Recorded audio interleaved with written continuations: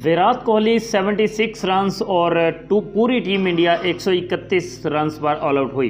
लेकिन विराट कोहली की ये 76 रन्स की इनिंग्स विराट कोहली के बिहेवियर को, विराट कोहली के इंटेंट को प्रूव करके गई है कि भाई किसी भी मैच में अगर आप गेम में अवेयरनेस रखते हो, गेम अवेयरनेस रखते हो, तो आपको किस तरह से बैटिंग करनी चाहिए।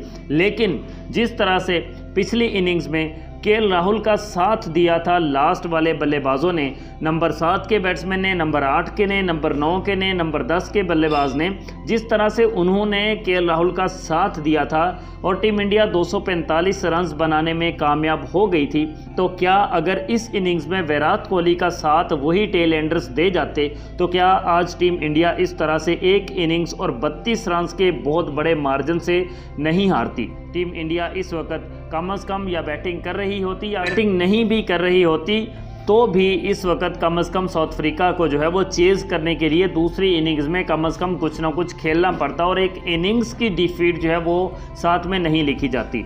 सारी डिटेल से बात करेंगे। आप लोग वीडियो को लाइक कर दें, चैनल को सब्सक्राइब कर दें, क्योंकि यहाँ पर आपको क्रिकेट की तमाम अपडेट्स टाइम टू टाइम मिलती रहती हैं। मैच स्टार्ट हुआ था आज तो डीन एल्गर ने और साथ ही जो मार्को जेनसन है, इन्होंने भाई साहब आज भी जल्दी विकेट दिए नहीं थे। उन्होंने कहा कि भाई हम लगे हुए हैं तो लगे हुए हैं बस आज, और जल्दी उन्होंने विकेट दिया नहीं। और फिर उसके बाद जब एक विकेट आया डीन एल्गर का तो फिर उसके बाद आपको पता है कि तमाम विकेट्स फिर जल्दी जल्दी जो है वो आ गए। इसीलिए कहा जाता है कि 1 ब्रिंग्स 2 और 2 ब्रिंग्स 4, भाई ऐसे ही जल्दी विकेट्स आ गए थे।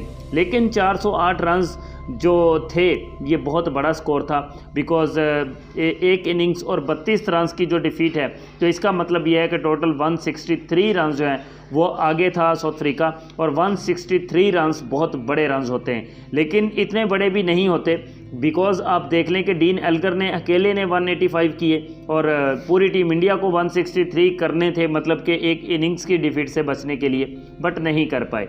रोहित शर्मा बिल्कुल नाकाम, बिल्कुल घटिया किस्म की बैटिंग दोनों इनिंग्स में। शुभमन गिल भाई साहब फ्लॉप हो गया। वो उसने सिर्फ नंबर 1 बनना था कि भाई मैं ओडीआई का नंबर 1 बल्लेबाज हूँ, बस वो नंबर 1 वो भी ज़बरदस्ती से बना दिया गया था, वरना इतनी भी शानदार किस्म की परफॉर्मेंस उसकी नहीं आ रही थी कि भाई उसको फ़ौरन से फटाफट उठाकर नंबर 1 बना दिया जाता।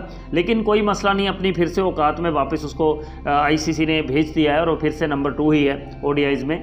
लेकिन भाई क्या है, ये था क्या भाई, ये कैसी बैटिंग है। रबाडा आपको टिकने नहीं दे रहा, वो नांद्रे बर्गर जिसका डेब्यू हुआ है वो आपको टिकने नहीं दे रहा, ओडीआईज़ में उसने आपको जलील करके रखा।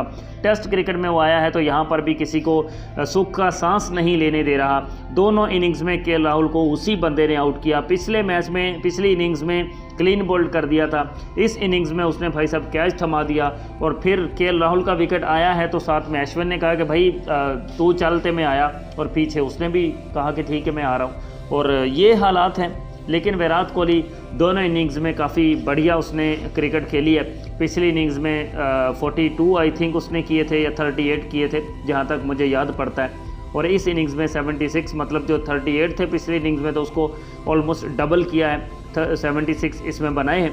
लेकिन यहाँ पर भाई यही कुछ वो कर सकता था जो वो कर रहा था, उसने बाउंड्रीज लगाई हैं लास्ट पर आकर, और यही वो यहाँ पर कर सकता था, इसके अलावा उसके करने का कोई काम नहीं था। लेकिन विराट कोहली का साथ अगर कोई भी दे देता, कोई भी कम से कम कोई 40-50 रन्स विराट कोहली के साथ खड़े होकर कोई और बना लेता, एक अच्छी पार्टनरशिप लगा देता, तो कम से कम ये मैच 4th डे तक भी चला जाता, और कम से कम एक होप जो है वो होती बॉलर्स के पास कि भाई हम 100 रन्स या 120-30 रन्स जो है ये टारगेट मिला हुआ है तो उसको हमने डिफेंड करना है। लेकिन 1 इनिंग्स 32 रन्स, बहुत बड़ी डिफीट, क्या कह सकते हैं, बर्दाश्त करें भाई, और कुछ नहीं कहा जा सकता।